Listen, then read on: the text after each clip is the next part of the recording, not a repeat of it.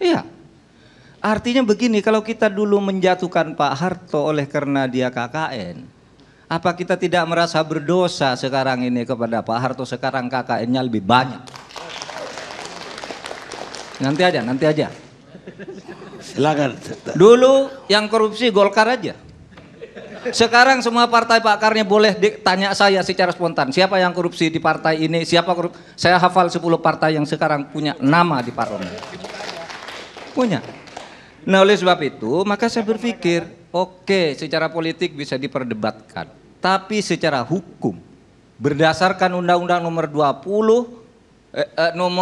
tahun 2009 Pak Harto itu memenuhi segala syarat untuk mendapat pahlawan nasional. Ada 13 syarat di situ untuk menjadi pahlawan nasional. Memenuhi syarat Pak Harto. Kalau mau bicara kesalahan presiden, semua presiden punya salah. Mungkin banyak yang tidak tahu. Ketika Bung Karno mengeluarkan dekret, membubarkan DPR, membubarkan konstituante, Bung Hatta itu nulis buku Demokrasi Kita. Di situ Bung Hatta pun mengatakan Bung Karno itu kudeta.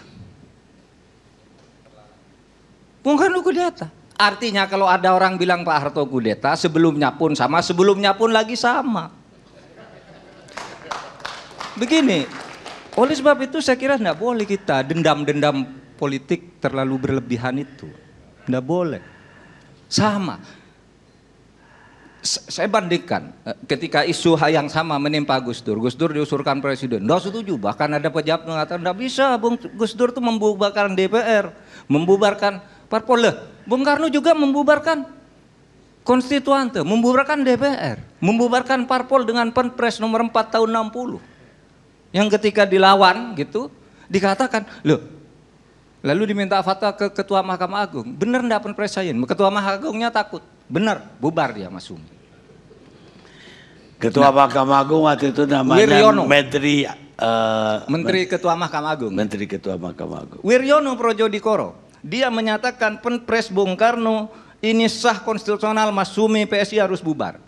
Tetapi begitu Bung Karno jatuh tahun 66 bulan Februari, ada Wiryono yang membuat petisi bahwa Bung Karno melakukan pelanggaran konstitusi karena membubarkan Mas Sumi dan PSI.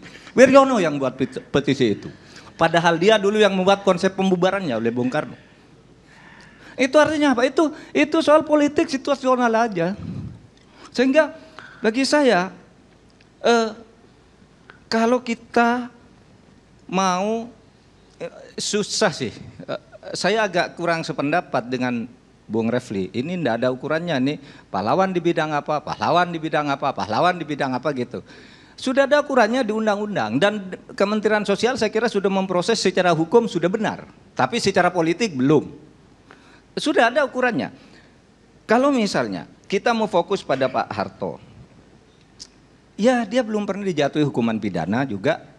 Bung Karno juga belum pernah diadili, belum pernah dia jatuhi hukuman pidana. Kemudian malah sekarang itu orang mulai kampanye rindu ya zaman Pak Harto gitu. Saya tidak rindu sama sekali. Tapi sekarang kan sudah dikampanyekan. Dan ini seluruh proses reformasi sejak awal kita nih menjadi semakin jelek bukan semakin baik kecuali di dalam kebebasan berpendapat, berorganisasi dan sebagainya. Tapi korupsinya makin merata sekarang ini. Angka kesenjangan tadi, kemudian indeks persepsi korupsi kita di dunia internasional. Masa kita memperbaiki naiknya setahun dari tahun sesudah 18 tahun reformasi dari 2,4 cuma jadi 3,6, belum mencapai angka untuk lulus tuh minimal kan 5,5 lah. Ini masih 3,6 sekarang ini. Nggak ada perubahan sama sekali sebenarnya dalam perbaikan ini. Nah, oleh sebab itu, kalau bicara Pak Harto, iya Pak Harto itu sudah berhasil lah membangun ekonomi. Bahwa dia salah, ya salah. Presiden sebelumnya juga salah, presiden sebelum lagi salah, gitu. Oleh sebab itu kenapa pinjam istilah Pak Fatwa, ini orang-orang yang sangat hebat semua, sangat mulia hatinya untuk bangsa ini. Kenapa tidak semua presiden yang pernah menduduki jabatan itu dengan segala jasanya kita anggap pahlawan aja lah. Saya terus terang, saya pergi ke Sumatera gitu, ke Simalungun gitu, ada satu pahlawan nasional. Ini pahlawan nasional, waktu itu Bung Karno tidak, saya mau nangis. Masa Bung Karno tidak? Orang seperti ini ada makam pahlawan nasional namanya, seorang kolonel. Sehingga kita waktu itu dukung Bung Karno pahlawan. Meskipun sebenarnya kalau menurut undang-undang dengan adanya pahlawan proklamator itu, Bung Karno itu tidak perlu pahlawan nasional lagi karena sudah di dalam undang-undang itu disebutkan yang dimaksud pahlawan nasional sudah mencakup pahlawan proklamator, pahlawan ampera, pahlawan macam-macam lah. Udah masuk semua. Bung Karno dapat 2 nih. Dapat 2 loh pahlawan Bung Karno. Kalau menurut undang-undang. Gitu.